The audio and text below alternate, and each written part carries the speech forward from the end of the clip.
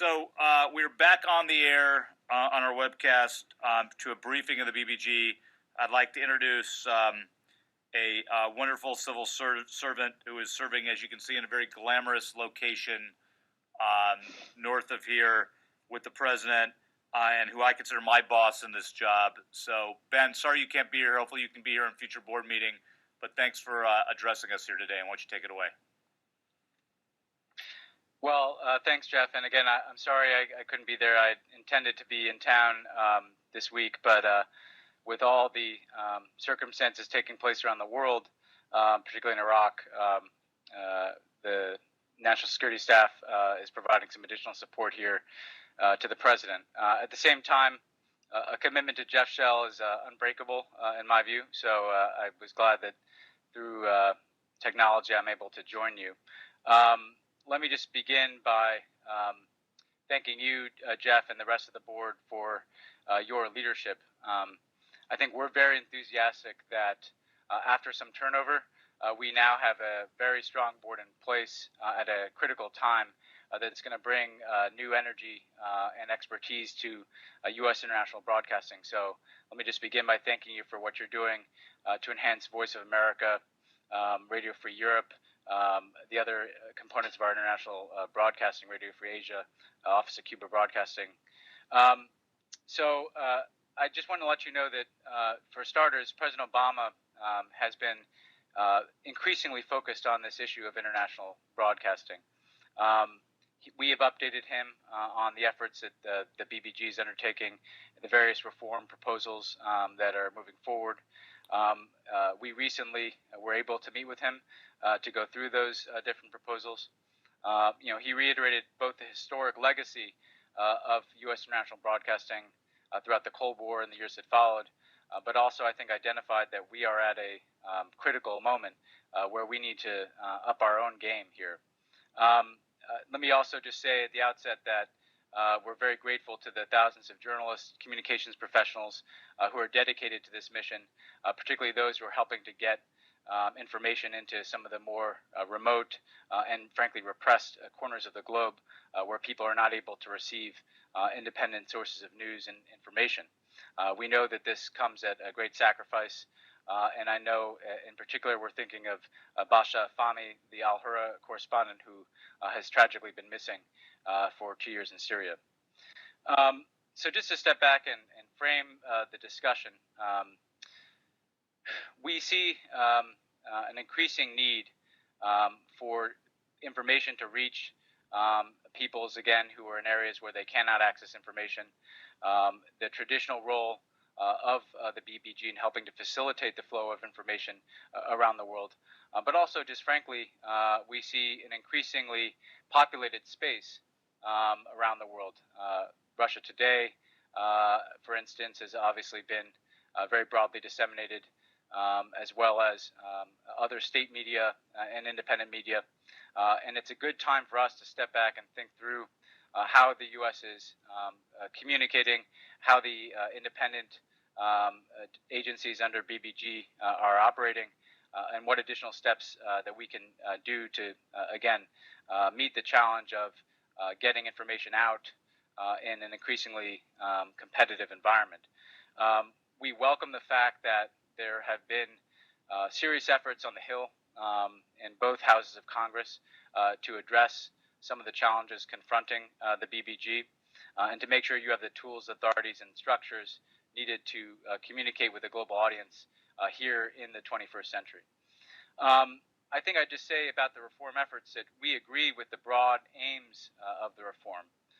We do believe that the structural and strategic challenges faced by the BBG need to be addressed, and that doing so will strengthen American foreign policy, increase understanding of our view of critical issues, and open up access to information. We are engaging Congress on the proposed governance structure, however. We have expressed some concerns about the creation of 2 separate boards and 2 separate CEOs. Given that the challenge that has been identified is improving coordination, we believe that duplication of effort could actually compromise our ability to get better coordination. So again, we want to see reform efforts that don't have a duplication of effort that could decrease our effectiveness. And again, the difference in governing structures for BBG already has served as one of the management challenges for the organization. So we have recommended the creation of a single oversight structure for U.S. international broadcasting as the best way to provide that umbrella to reform. We also believe that the State Department needs to have a seat at the table. While BBG carries out its mission, State is obviously communicating on behalf of the United States around the globe. And again, we believe that the State Department needs to have a seat at the table on the board for the grantee organizations. This role on the board has enabled the State Department to provide foreign policy guidance and input so that the BBG can understand what the priorities and strategies of the U.S. government are as they make decisions about resources.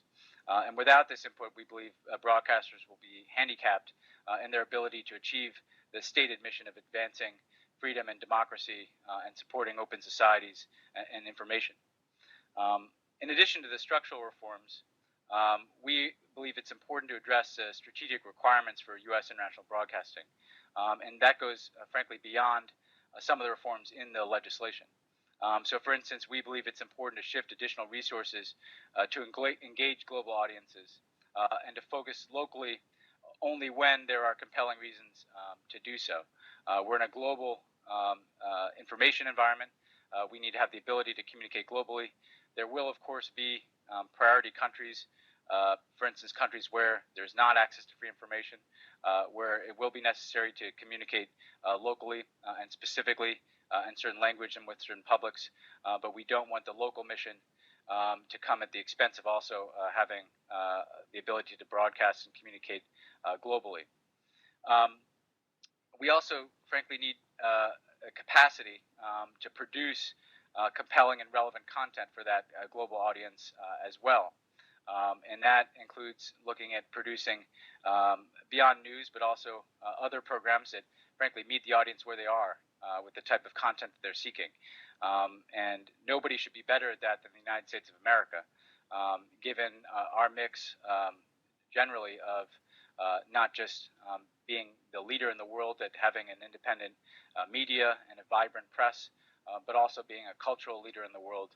Again, we believe that the ability to meet people with their information needs and the information they're seeking is going to be critical for the BBG going forward. And if you look across the world, that can be everything from the use of mobile technology in places like Africa, where people are increasingly drawing not just on radio but on their phones, to reaching people with content and on the appropriate platforms in Asia, where we see an explosion of consumers of different media, particularly in Southeast Asia. So as we make this transition, we also want to make sure that we're making best use of the traditional platforms that we have in place. As I said, radio is still an important medium for reaching audiences, particularly in Africa. But we want to make sure that as we look at different regions, we're keeping the foundation of the traditional platforms as necessary, but also looking at video, mobile, and online production. But again, just to conclude here, if you look across the spectrum, I think we have a huge opportunity. I think people recognize the valuable and critical tool of international broadcasting and engaging global audiences. People recognize the competitive nature of the space that we're confronted with as other nations move out very aggressively into the international broadcasting space. So the need is there. And whether it's dealing with making sure that there's good information that people can access in places like Eastern Europe, where we see Russia very active, whether it's engaging emerging audiences in critical regions like Sub-Saharan Africa and Southeast Asia, of course, the Middle East and North Africa, or whether it is, again, moving into additional content that builds on the journalistic foundation of BBG to meet those consumers of information where they are. I think if we get the reform process right with Congress, and we get the strategic vision, Jeff, that you and the board are setting in place, we can really have an enormous legacy for taking stock of where the world is in the 21st century and having an international broadcasting structure that that is a tool to advance American values for many years to come. And just again to close it, this is going to be a partnership. The people in Congress who have been focused on this have brought, I think, very good ideas to the table, very good energy to the table, and are getting at some of these structural issues in ways that are very important. The new board brings a lot of new strategic vision and a variety of expertise from different backgrounds to this conversation as well. And I can commit to you that President Obama is personally focused and engaged on this very topic. And again, not only will I be engaged in this, but with Rick Stengel, a very excellent undersecretary now in place at the State Department, I think we have the right team to make a really lasting contribution to the United States that could benefit our values, our interests for many years to come. So, Jeff, I'm happy to have a conversation or do whatever you'd like. Great, Ben. First of all, thank you for making the time. I know you got a crazy schedule up there, and I also want to thank you on behalf of the board for this board. It is we're still down. We have 2 nominees pending, and we still are down 2 spots. So we do need to kind of fill out the board at some point. And I know the personnel office and McConnell's office are working hard on that. But I do want to thank you for the mix of people that you've given me to work with. I think we have a great group here, and we're all working hard and trying to make progress here. A lot of places around the world need attention, so it gets more challenging every day. But thanks for being here. If you have a couple minutes to take questions, it would be great. But if anybody from the board or anybody else has a question for Ben, now's your shot. Although he'll be in person at some point.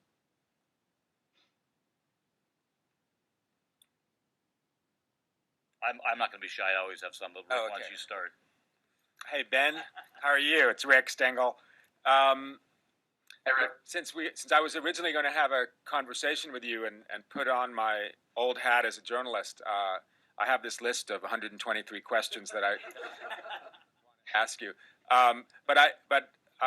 What I'd love, actually, just because we did have a presentation today from RFERL and the efforts they're making in and around Ukraine. I'd love you to talk a little bit about your what you're seeing and your vision for how we compete in this information marketplace where the Russians are spending billions of dollars. And one of the things that I've seen and been surprised by in my time here is just how sophisticated their messaging is on social media.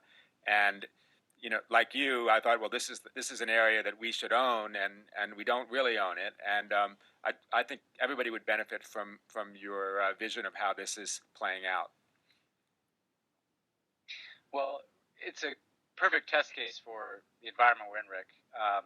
And I'd note at the front end that state has been very aggressive in using its communications tools to communicate into Ukraine and the broader region. But I'll say a word about what we see in terms of Russia, and then a word about what we might consider going forward. The Russians have put an enormous amount of resources into their broadcasting and their messaging. And we see that most acutely on Russia Today. But if you look at the information space in Ukraine, in the broader Eastern European region, the Russians are using many different platforms.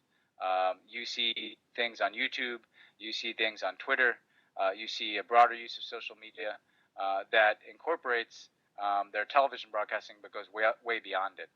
And so the message that we've seen is often one of misinformation, misinformation about who and what the government in Kiev is and what they're doing, misinformation about the nature of U.S. support to Ukraine. And frankly, we have to recognize that if you're a consumer and all you're getting are bad facts, you don't necessarily have the basis for knowing that it's not true that the Ukrainian government is made up of fascists, but was rather democratically elected and is seeking to pursue and has offered a path of de-escalation there. So in terms of the content, we see, again, a lot of misinformation that aims to essentially deceive people about what's taking place. On the other end of the spectrum, as I mentioned, we see the use of many different platforms, not just television, not just radio. So for us, I think what that means is if we're going to carry out our mission, we have to be very aggressive in correcting misinformation and getting out the facts of what is taking place in Ukraine. The fact that it was Ukraine's sovereignty and territorial integrity that was violated. The fact that the Ukrainian people held a successful election of this new government. The fact that the Ukrainian government had a ceasefire and a peace plan on the table that was rejected by the Russians and the Russian-backed separatists. The facts that we very much believe that MH17 was shot down, not by the Ukrainians, as Russia has alleged, but rather by a surface-to-air missile that came from the territory held by the Russian-backed separatists. So we need the content to push back, but we also need to be on all of these different platforms. We need to be, again, meeting people where they're receiving information. And again, that includes television, radio, but increasingly it includes social media as well. So the ability to get information out, correct information out, and to do it on all the various platforms that people consume news and information, I think Ukraine offers a perfect test case of what we're up against in terms of the challenge for international broadcasting going forward.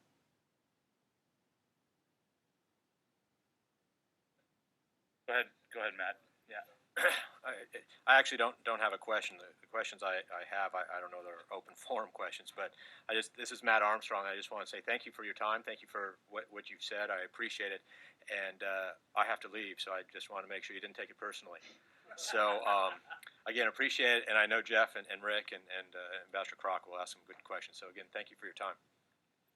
And Ben, while Matt's gathering his stuff here to go, he just completed with a number of the board members and a number of the staff here hundreds of hours of work of assessing shortwave, which is something I told you about last time we talked, and it gives us a real good foundation for keeping shortwave in a couple critical places around the world where it's still effective, and B, giving us the foundation to make some hard choices in other places where we can move to more effective mediums like FM and new media. So as we kind of grapple with not just the regional kind of continuum that you talk about, it's the technological continuum. You know, Matt's done really, really good work on his committee of providing us with a shortwave kind of basis. Thanks, Matt. That's great, and appreciate the work given, the deep legacy that BBG has in shortwave. The need to make sure we have that as an asset going forward, even as we, again, look at a broader range of platforms. So, Ben, I'm going to ask kind of an unanswerable question, but, 9 months ago, when we got our guidance from the White House, my first year here at BBG, the guidance basically was in line with the administration's pivot to Asia. Let's focus more on the emerging markets in Asia, and let's make sure we don't ignore Africa, where there's a lot of stuff going on in Africa, particularly the youth of Africa, that's going to impact the United States, which at the time I thought was a very thoughtful policy. I know Radio Free Asia has been doing great work, and we have no shortage of places that we need to do, need more resources in Asia. And then all of a sudden, Putin decides to be a dictator again and pulls it. How do you, as we're grappling with all the regions around the world in a micro sense, how do you and the president in a macro sense, how are you up there approaching the world when you have so many fires going on everywhere around the world? Well, it's a great question, Jeff. Let me just say a couple of things. First of all, we're dealing with a range of crises. In the Middle East, obviously, we're very focused on Iraq and Syria, and Ambassador Crocker knows more than anybody, frankly, about the challenges we're facing there. In Russia and in Ukraine, we have a threat to the basic European order and European security that goes beyond what we've seen in many years. It does bear some resemblance to what Russia has done in places like Georgia and Transnistria in the past, but given the sustained nature of their violation of Ukraine's sovereignty, it certainly has merited a lot of our attention. At the same time, though, we're trying to be very deliberate in not losing sight of the opportunities in the world today. So, for instance, even in the midst of these crises. Last week, the president was able to host for the very first time a head of state summit with 50 African countries to build out an agenda where we're getting more trade and investment in Africa, where our development assistance has lasting outcomes in terms of building African capacity. We're building new partnerships on areas like peacekeeping. So we're fully focused on seizing that opportunity, even as we deal with crises. Same thing with the Asia-Pacific region. When you look at the strategic interest of the United States going forward in the 21st century, the Asia-Pacific has got to be at front and center for our attention. And you see that with the fact that this is the largest emerging market in the world. There are huge growing populations. There are democratic allies of the United States and emerging democracies like Malaysia and Indonesia that are playing a greater role. So I think the point is that if we assess the broader landscape of the world, the fact of U.S. leadership remains. We're the only country that truly operates globally and can truly mobilize collective action. And yes, we have to make sure that we're putting resources against urgent crises like those we face in the Middle East and in Ukraine. At the same time, we cannot lose sight of the opportunities for the United States. And again, we see, as we look out at the world, in Latin America, in Sub-Saharan Africa, and in Southeast Asia, enormous opportunities to build relationships that are really going to advance our interest economically, security, our values. So there are always resource trade-offs, and we have to be honest about those. But I think that we need to make sure that even as we are dedicating urgent attention, we also have a long view of how the U.S. is postured globally. And if you look at the population numbers, the economic growth numbers, the democracies that are emerging, that is going to have to sustain a focus on Africa and Asia, as we talked about in that very first discussion. Great. Without any more questions, do you have a question? One question for Carlos Garcia, who runs our Cuba service. Go ahead, Carlos. Sorry.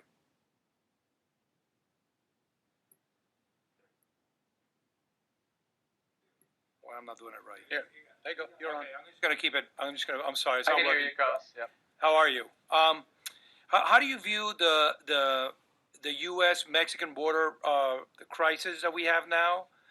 Do you view it as a foreign policy issue, and what steps need to be taken to solve that, and how the BBG as an entity can help to solve that problem on a long-term basis? Well, it's a good question. It's obviously both in the sense that it has implications for our foreign policy and for our domestic policy. On the domestic side, clearly the president's preference has been to have comprehensive immigration reform, as well as to provide additional resources to deal with the urgent situation at the border. He'll be making some decisions, obviously, in the coming days, given the absence of congressional action. I can't speak to those. That's kind of out of my lane. But I will say on the foreign policy side, I think there are a number of steps that we've been focused on. One is with the crisis at the border, making sure that people in Central America in particular understand that it is not safe to be sending unaccompanied children to the United States, that they are vulnerable to being exploited along the way, and that there is not an immigration system that is ready to absorb people who arrive here, again, without going through the proper courses of action. So we've been focused from a communication side, and I think this is what would be relevant to the BBG, on making sure that people in Central American countries understand that, and that they are properly informed and educated about the risks of sending children, again, up to the U.S. border. And President Obama delivered that message when he met with several Central American leaders. Vice President Biden, Secretary Kerry did in their travels to the region. But again, people need to understand that sending children, unaccompanied children in particular, to the United States is a dangerous proposition given their vulnerability along the way, and that also our immigration system cannot simply absorb them here in the United States when they get across the border. So there's an educational function that comes with our communications that is critically important. At the same time, I think everybody recognizes that even if we were to have comprehensive immigration reform, in the long term, the U.S. has a profound interest in the continued economic development of Latin America, continued efforts to improve citizen security in places like Central America that have been so vulnerable to violence and have seen such high rates of violence, so that even as we're focused on fixing our immigration system, we have to be focused on partnering with these countries to frankly create the conditions whereby people are finding opportunity in security where they live and are not needing to necessarily leave their countries in order to find it. So I think that's all a critical mission for all of our broadcasting in the region. It's certainly been a key priority of our communications to Latin America. And again, this is an area where the United States has so many opportunities to engage. Again, not just through our traditional broadcasting and communication out of the government, but their family ties that extend across borders, or cultural ties. We want to be leveraging all of those as we're really dealing with not just an immigration challenge here and a crisis on the border, but a broader joint effort and equal partnership to advance security and prosperity in the Americas. Thanks, Ben. I think we're going to let you go, given that you got lots of golf and beach activities to get to up there. So, sorry you couldn't. I know you wanted to be here today, and sorry you couldn't be here today. You have an open invitation, Rick. I've seen his questions. He's got a lot of questions. So, hopefully you can make it here at some point in a future board meeting. And good luck with the work up there. And thanks on behalf of the whole board and all the people here for your not just being here today, but your support of BBG and work with me and everybody else to support the efforts. Happy to do it, Jeff. And again, I think you've got a real opportunity with this team in place and with the interest in Congress. We'll be working with you and Congress on these reform efforts in the months ahead, and look forward to everything that you're going to do there. And also look forward to Deanna Shell Smith taking up her post as a U.S. ambassador to Qatar as well. So the Shell family is well represented in our foreign policy. Thank you, Ben. Thanks for the support there too. And my daughter is right behind us. We got another Shell here. But anyway, have a good afternoon, Ben. Thanks for being here. Thanks. Great. Thanks, guys. Okay, so that concludes our briefing. I did not plan the sister shout out.